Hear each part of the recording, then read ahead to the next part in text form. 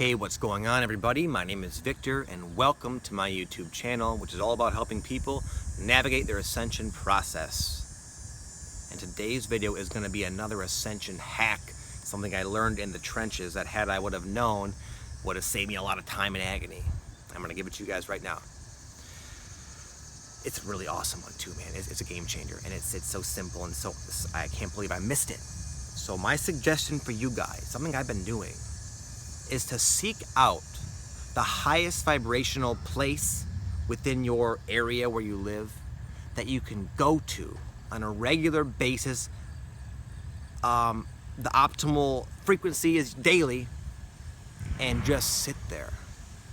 Sit there. Just be in it. When you do that regularly, you will realize just how deep and vast and filled with genius wisdom your consciousness is. You will get million-dollar ideas one after another every freaking day. People used to need psychedelic drugs, and there are the rare people on the planet that could do this. They kind of learned it as they went out of the people we look to as masters. But every one of you watching this video can do that. It's so interesting. We have our little iPhones, you know, and I have one too, and I use it a lot. And we think it's so amazing. We can look up anything. All we can see is what's in the collective consciousness of this little earth plane. But you as a soul, you could tap into the infinite, the Akashic records, as some people prefer to call it, every single day. And even aside from that obvious benefit, it's just centering. It makes you feel really good. Now I know, some of you are thinking, well, I live in the city. I don't have anywhere to go. It's not there. It must be nice. Listen, you know where I am? I'm in a freaking graveyard. I live in a city too. This graveyard was like a 30-second, not a 30-second, but maybe like a 2-minute walk from my house. It's always been here. I've lived here for years, and I've never come here, and yet the energy is magnificent compared to anywhere around. Some of you guys might not have access to that. Again, find the best place.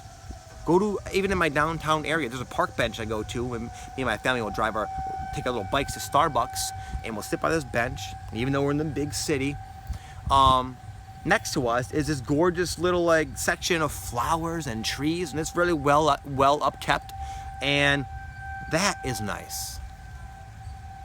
So find your place. Some of you are blessed to be in like awesome places with amazing nature. Go there. I lived in South Florida at a couple different points in my life. One of the times, it was not too long ago, and you know what? What happens when you move to a place like that, when you're all excited to go to the beach? I was coming from Michigan. You just don't go. You take it for granted. I sat inside all day. I hardly ever went to the beach. Now, I would die. I'd chop off my finger to go sit on the beach right now. So smoke with you. No, that's not right. Use what you have. Make it a habit. Give it a week. I dare you to seek out the highest vibrational location in your area and go there for like an hour a day for a week. You will have a different life. I promise you. We just don't know. We're so distracted. We're so consumed with the incessant, chronic habit of consumption. We're reading, we're learning, we're seeing, we're observing, we're taking in. That's why do you think the Illuminati and all those people, if you want to get into that, set it up that way? It keeps us completely severed off from ourselves, from what our consciousness has the potential to do for us. Use it. That's it, guys. I'm not gonna sit there and like force you to do it, obviously. But I hope that helps. It's been helping me. I've been sitting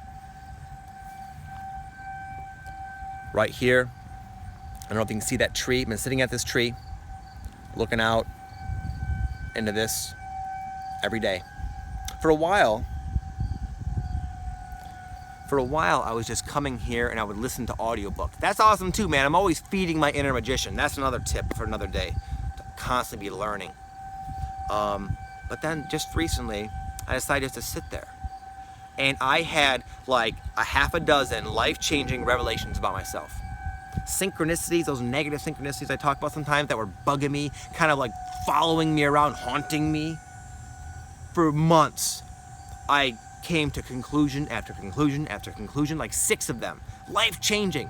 And because I gave myself the space for the memories to pop. Oh, just to give an example. One of them was I've been getting followed around by flies all freaking day. And you know, we see bugs and one can say, oh yeah, it's just a coincidence. But these flies were like, they had an energy about them. It was just a weird experience. And there were so many of them, they're always flying at my head.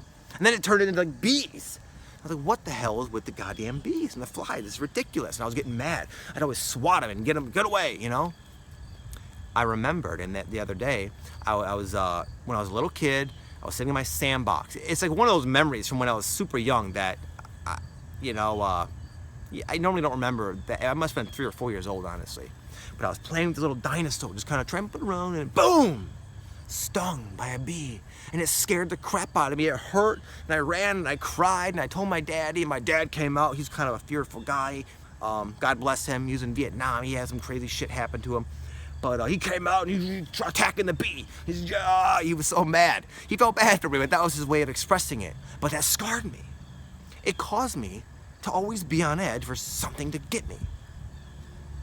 There's been a tension about myself that I've been carrying around because of that one stupid little incident.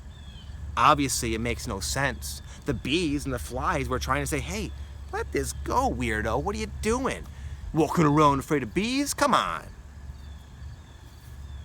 But it's not just that I got over my fear of bees.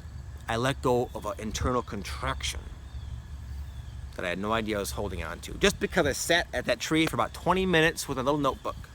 You guys can have the same amazing experience every day if you want to. So that's it. I'm just so passionate about this tip. I swear to you, if I would have been doing this a long time ago, I don't know where I'd be. So hopefully that helps, guys.